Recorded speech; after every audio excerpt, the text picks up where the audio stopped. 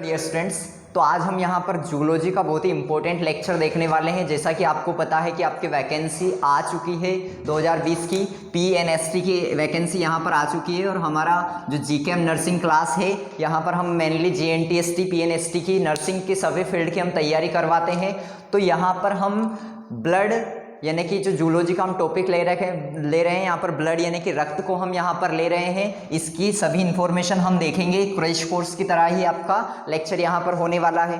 तो देखिए, सबसे पहली चीज़ यहाँ पर ये जानना जरूरी है कि ब्लड जो होता है, ब्लड क्या है? एक कनेक्टिव टिश्यू होता है। क्या होता है? कनेक्टिव टिश्यू होता है। कनेक्टिव टिश्यू यानी कि संयोजी ऊतक होता है। पहली चीज़ ये आपको याद रखना है कि रक्त एक संयोजी ऊतक है, कनेक्टिव टिश्यू है। क्लियर? ये चीज़ याद रखना है।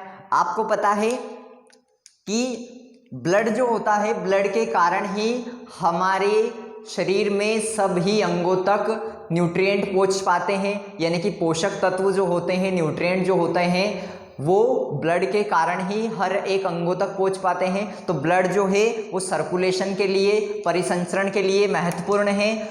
तो हमें इंपॉर्टेंट चीज़ यहाँ पर ध्यान देनी है कि ब्लड जो होता है जनरली कितना पाया जाता है?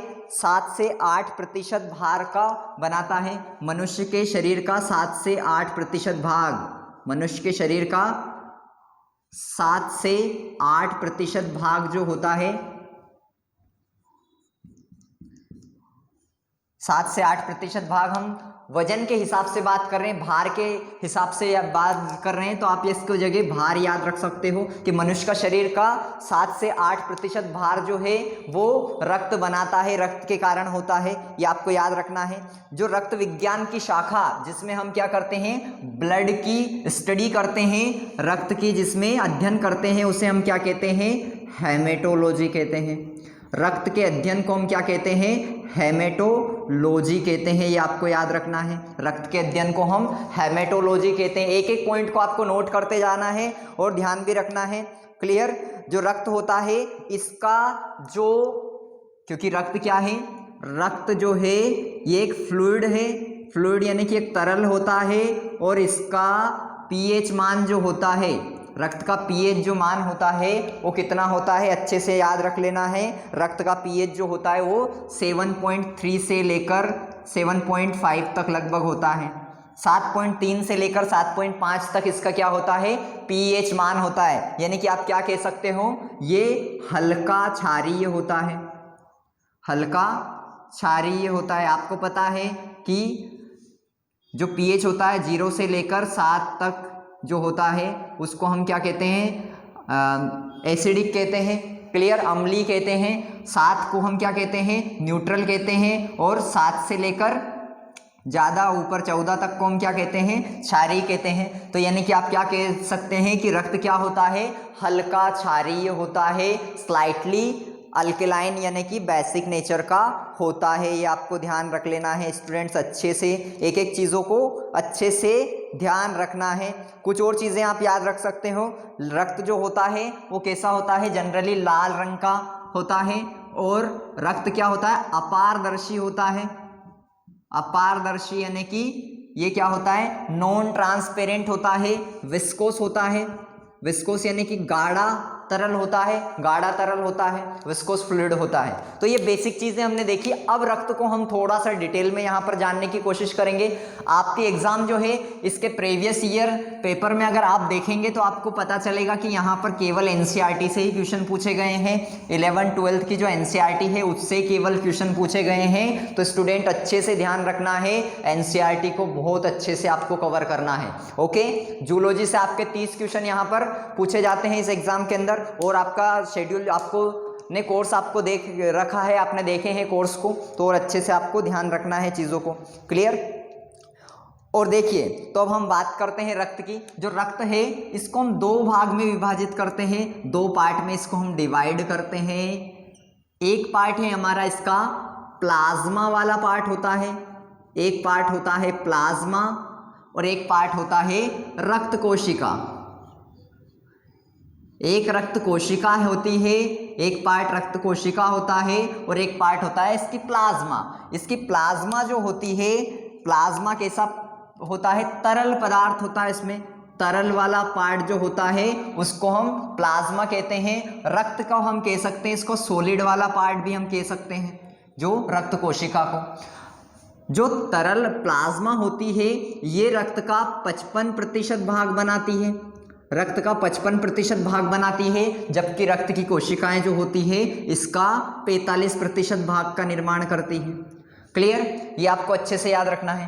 प्लाज्मा जो है ये किस किस चीज की बनी होती है ये आपको ध्यान रखना है। प्लाज्मा का कंपोजिशन, संगठन आपको ध्यान रखना है कि क्या क्या होता है प्लाज्मा के अंदर। तो आपको पहली चीज तो ये याद ध्यान रखना है कि 90 से लेकर तो 92% इसमें जल होता है, 90 से 92% जल होता है। उसके बाद में आपको अगली चीज ये ध्यान देना है कि इसमें लगभग 6 से 8%, लगभग 6 से 8% इसमें क्या होता है, प्रोटीन का पार्ट होता है। 6 से 8% इसमें प्रोटीन का भाग होता है, प्रोटीन का पार्ट होता है इसमें। और अगर हम बात करें तो अकार्बनिक पदार्थ जो होते हैं, अकार्बनिक पदार्थ, अकार्बनिक पदार्थ यानी कि इनऑर्गेनिक सब्सटेंस जो होते हैं वो लगभग 1% होते हैं। और कार्बनिक पदार्थ की अगर हम बात करें तो वो भी लगभग इतने ही होते हैं।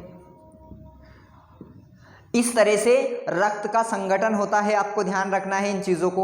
और इनमें अकार्बनिक पदार्थ की अगर हम बात करें तो इसमें कौन कौन होता है, जैसे कि सोडियम हुआ, पोटेशियम हुआ, क्लोराइड आयन हुआ, उसके बाद बाइकार्बोनेट आयन हुआ। क्लियर? ये सब इसके अंदर पाए जाते हैं। कार्बनिक के अंदर, ऑर्गेनिक की अगर हम बात करें तो ऑर्गेनिक में भी कई सारे इसमें पदार्थ पाए जाते हैं, जैसे कि ग्लूकोज हुआ, अमीनो अम्ल हुआ, ये इनके अंदर पाए जाते हैं, ये आपको याद रखना है। ठीक? रक्त कोशिका की अगर हम बात करें तो रक्त कोशिका जो होती है ये 3 प्रकार की होती है। रक्त कोशिकाएं 3 प्रकार की होती है, आपको याद रखना है। 3 प्रकार में कौन कौन सी होती है आपको ध्यान रखना है कि एक होती है आरबीसी, श्वेत रक्त कोशिकाएं कहते हैं, सॉरी इनको लाल रक्त कोशिकाएं कहते हैं, रेड ब्लड सेल यानी कि लाल रक्त कोशिकाएं। एक होती है WBC, white blood corpuscles, white blood cell यानी कि श्वेत रक्त कोशिकाएं। और एक होती है प्लेटलेट्स।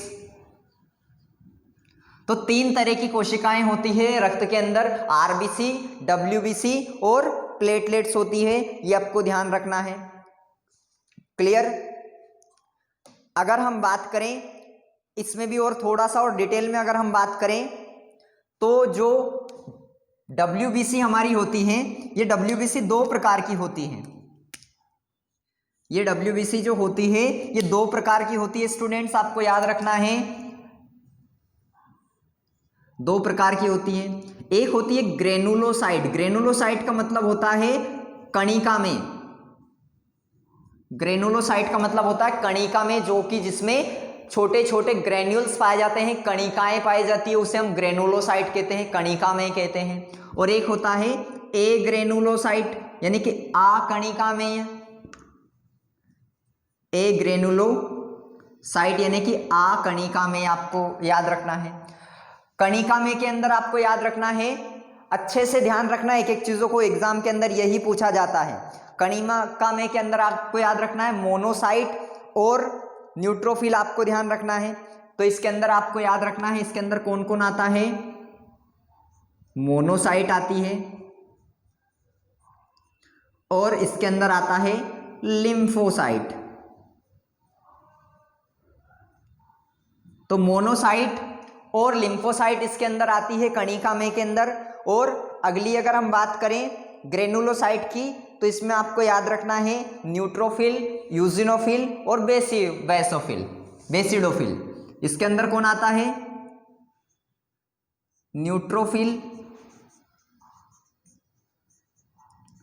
न्यूट्रोफिल, उसके बाद में बेसोफिल और एक और आप याद रख लें यूजिनोफिल। ये 3 होती है। तो रक्त जो होता है प्लाज्मा और रक्त कोशिका दो भाग से बना होता है। ये 55% भाग बनाता है, ये 45% भाग बनाता है।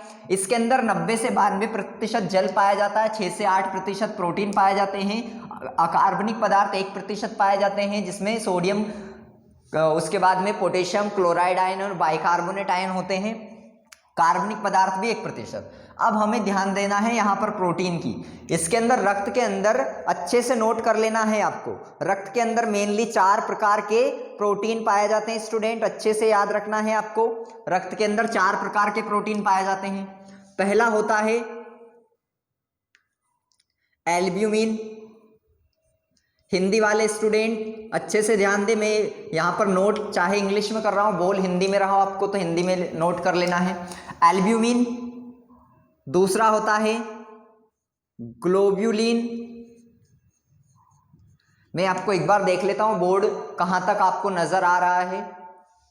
हाँ, तो आपको दिख रहा है बोर्ड पूरा, है ना। तो एल्ब्यूमिन, उसके बाद में ग्लोब्यूलिन, उसके बाद में फाइब्रिनोजन और चौथा होता है आपका प्रोथ्रोम्बिन।